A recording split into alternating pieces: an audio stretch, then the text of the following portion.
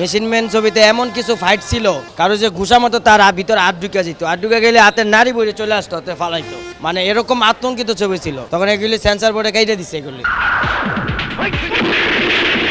মেশিনম্যানের যে ধরনের ফাইট ছিল, মানে দেখার মতো ফাইট, এ ধরনের ফাইট বাংলাদেশে তখন আর কোনো ছবিতে হয় নাই।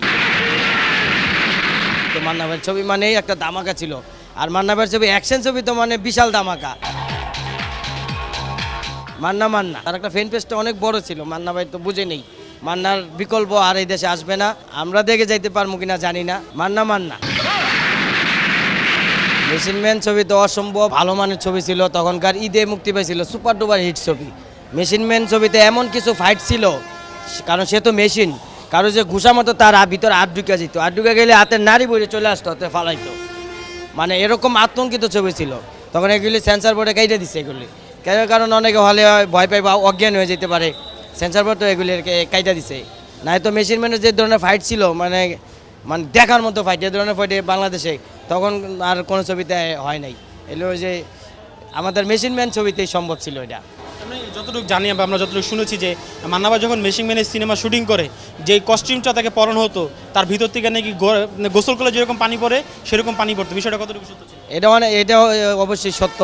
কারণ ওইটা তো অনেক ভারী একটা ড্রেস ছিল। এটা পরানোর পরে তো তার ভিতরে ঘেমে ভিজা যেত। মানে এত পরিশ্রমিক বা ওজন, মানে অনেক পরিশ্রম করছিল মেশিনম্যান ছবি করতে, এটা সত্য। অনেক মানে পরিশ্রমিক একটা ছবি ছিল মেশিনম্যান। অনেক কষ্ট করছে মান্না ভাই।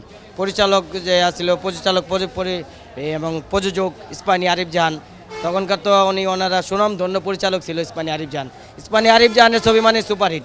ওনাদের ঈদ কেন্দ্রিক ছবি হইতো সবসময়। এই মেশিনম্যান, মাথা নষ্ট, নায়ক, ভিলেন, তারপরে একটা সময় আসা এই সাকিব খানকে নিয়ে অনেক ছবি বানাইছে, এগুলো ঈদে মুক্তি পেয়েছে। মান্না ভাই সিনেমা যখন ঈদে মুক্তি পেত, ভিতরে যে পরিমাণ দর্শক থাকতো তার থেকে দ্বিগুণ দর্শক নাকি সিনেমা হলের বাইরে থাকতো। বিষয়টা কতটুকু সত্য? ওই আমলে এইটাই সত্য যে ভিতরে যে লোক থাকতো বাইরের থেকে বেশি থাকতো। মান্না ভাইয়ের ছবি মানেই একটা ধামাকা ছিল। আর মান্না ভাইয়ের ছবি অ্যাকশন ছবি তো মানে বিশাল ধামাকা, মানে চিন্তার বাইরে অ্যাকশন ছবি। মান্না ভাইয়ের একটা অ্যাকশন ছবি পাবলিক পাগল হয়ে যেত, উন্মাদ হয়ে যেত ছবি দেখার জন্য। মানে এরকম দর্শক ছিল, তার একটা ফ্যান পেজটা অনেক বড় ছিল। মান্না ভাই তো বুঝে নেই, মান্নার বিকল্প আর এই দেশে আসবে না। আমরা দেখে যাইতে পারবো কিনা জানি না। মান্না